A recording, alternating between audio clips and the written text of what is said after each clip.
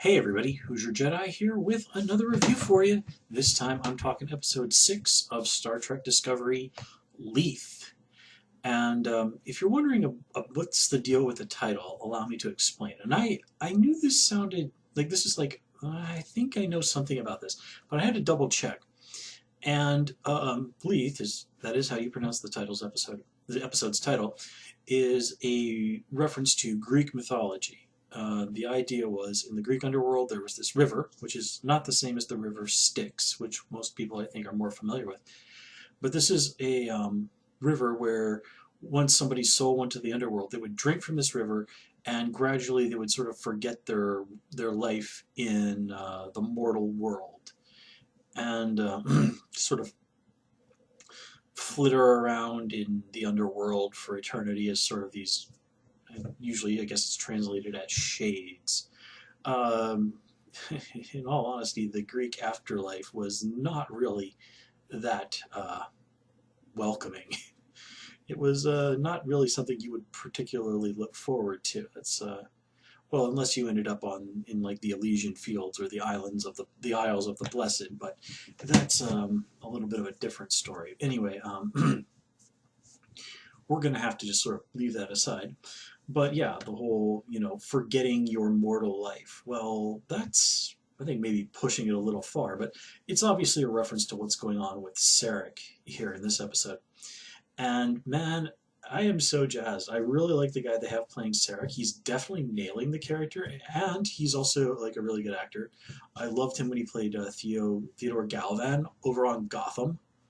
So it's just sort of like, man, the dude's been in Star Trek and in Gotham. Little Star Trek and Batman. I mean, how cool is that? Um, anyway, just kind of continuing along here. This episode really, really does a nice job of filling us in on, more of some of the important things on Burnham's past, and really, really gives us some very strong insight into Sarek as a character. Sarek, of course, very important character in the original series, had some nice stuff go on Next Gen. And one of the threads that was always very consistent with Sarek is that he was a very, very stubborn man. And this was often to the detriment of his relationship with Spock. We see it's also the same situation with Michael here. Kind of makes you wonder what his relationship with oh heck, what was Sybok? Yeah, Sybok, his other son. The one from like Star Trek V, the one that like the worst of the original series Star Trek movies. In all fairness, though, we do have to remember that his mother was not Amanda. Sybok had a 100% Vulcan mother. So it was supposedly a Vulcan princess, if I remember right, which never really made sense to me, but okay, we'll just sort of put that aside. But I really did like this dilemma that Sarek ends up in, ultimately being put in by the Vulcan officials with, okay, well, you've got these two kids, neither of which we particularly approve of, but we'll let one of your little, and they even called his kids experiments. I mean, how hard is that? How cold is that? We'll let one of them into the academy, and ultimately Sarek chooses Spock, and then it blows up in his face. Now, the thing we do have to remember is that despite what the Vulcans themselves are so fond of saying, Vulcans are capable of emotion. There is no ifs, ands, or buts about it. Remember, the whole, hey, we need to embrace logic thing happened because in ancient times the Vulcans were an extremely violent and warlike people who were basically kind of getting to the point where it's like, okay, if we don't do something, we're going to wipe ourselves out. And they had this religious leader who adopted this whole idea of logic and, getting rid of your emotions. And they do have rituals that are intended to divest you of emotions. Now, part of the reason why this was such a big deal with the Vulcans is not only did they feel emotions, but their emotions, when felt, were considered to be felt more strongly, more passionately than humans. Basically, like the ancient Vulcans were like literally about as much as opposite as modern Vulcans as you could possibly imagine. And I imagine this sort of kind of fills the sort of, bad haircut modern Vulcans with a, kind of feeling whenever they sit around and read that ancient Vulcan history. But yet, these emotions, again, very few Vulcans manage to 100% fully divest themselves from emotion, to become totally emotionless, despite what Vulcans repeatedly say. And if you observe Vulcans throughout the series, you can notice these things like sadness and more often than not irritation with the humans around them. And it's also been noted that Vulcans can sometimes be arrogant dicks. I mean, there was a really amusing episode of Deep Space Nine that involved Sisko and the crew playing Vulcan, a baseball against a Vulcan baseball team.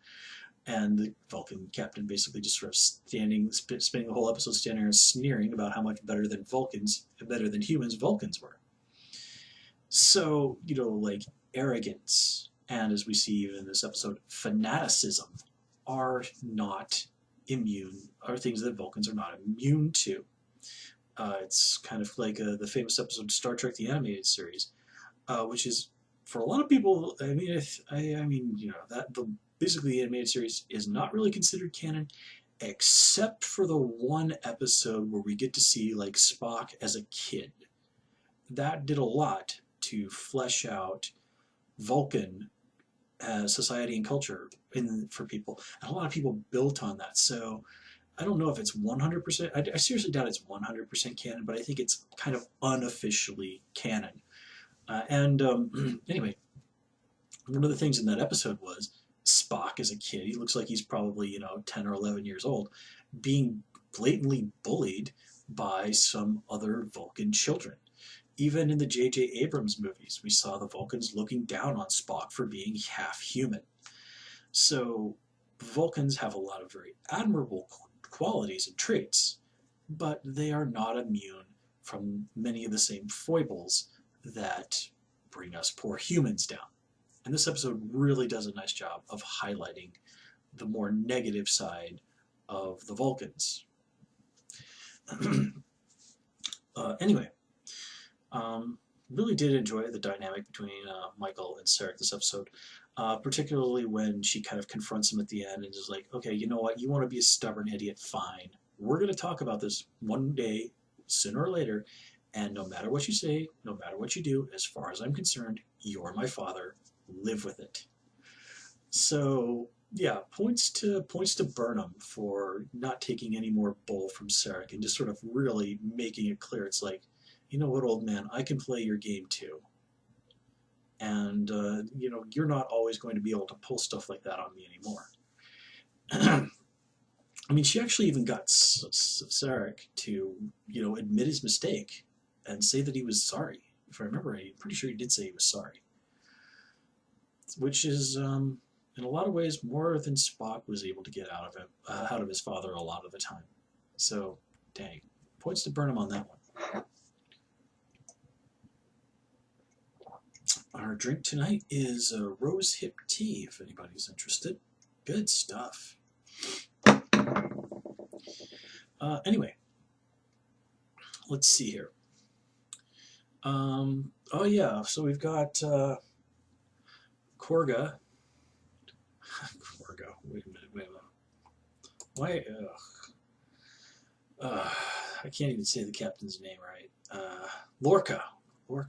Why am I calling him Korga? I don't know. Okay, so Korga's relationship with Cornwell, the Admiral lady. Now that's interesting stuff there. It's really seeing them, these two were lovers in the past. Apparently they were extremely close, in terms of their relationship. And then sort of seeing that get briefly rekindled, only for it all to go to hell. So you really do have to wonder, and I love when she's like freaking out and like, you tricked everybody on those psychological tests. You are not fit for command of a ship like this. And I really love that scene where Lorca, you can tell just for a minute, he panics. Lorca's a guy who is very used to being in control, very used to, like being the smartest guy in the room, knowing how to deal with whatever situation comes his way. But this time he gets caught almost literally with his pants down, and just for that brief moment, he panics. And he says, "Please don't take my ship away. It's all I have." I loved that moment because that's like the one time we can be, I think, in the series where we can be sure it is the 100% unvarnished truth out of Lorca's mouth. There's no other agenda on the table. He just does not want to lose his ship. He cannot bear it. As far as he's concerned, it is the only thing in his life that matters. And then very quickly, almost immediately, you see him start playing puppet master again. Start playing chess master again, I suppose is a better thing. And, well, you can kind of like, okay, did him sending Cornwell there, was that a deliberate thing to get rid of her? Or was this all just really unfortunate? Well, delivering a Starfleet admiral into the hands of the Klingons is not good. That is, she's going to have a lot of classified information in her head that we don't want the Klingons to get. But I'm thinking it's ultimately going to pan out that this was a deliberate move. One, because that's what's most interesting dramatically. That the captain of this ship played it so that a superior officer would fall into the hands of the enemy just to cover up his own secret. Ooh, that's dramatically juicy. Two, by doing that, he helps ensure that, hey, this war is only going to get even crazier, and the crazier it gets, the more Starfleet needs Lorca and the Discovery. And then there's just the simple fact of what he said. The ship is the only thing he has. It is the only thing that gives his life meaning. And if the war ends, then, okay, what does he do? He gets to sit on a ship and chart stars and do scientific studies on meteorites, or carry around diplomats, or all that other boring garbage that you expect the starship captains usually do. Come on, that's not who Lorca is. Lorca is a man who needs a war to fight, and to fight that war he needs a ship. The war is as much his reason for being as the Discovery. I mean, I'm speculating a little bit here, but you kind of have to wonder if maybe even on a subconscious level that Lorca doesn't want this war to end, that maybe he wants it to continue, because as long as it continues, his life has purpose. His life has glorious purpose. And people will do a lot for their life to have meaning. Our life having meaning is one of the great things that everyone craves. People spend years, decades, entire lifetimes trying to find something that makes waking up in the morning and getting out of bed more than just us going through whatever is necessary to keep our bodies functioning for one more day. We're all out there searching for something that makes it seem like my existence today mattered for this reason. And while often that is a good thing, it's not always, because sometimes when people look for that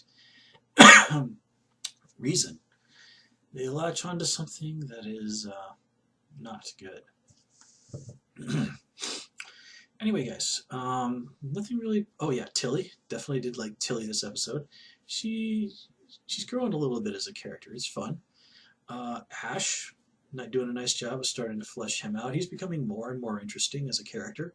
Still don't have a huge read on the guy, but him being the new chief of security, I mean, that's definitely something I'm interested in to see where all of this goes. And you got to think, given his experiences, he's going to be intensely loyal to Lorca no matter what happens. So, okay, guys, I'm going to call it here. As always, please comment, rate, and subscribe. And of course, you can follow me on Twitter at Hoosier Jedi. And please also join me on Tumblr at Jedi Reviewer. Until next time, take care and have a good one.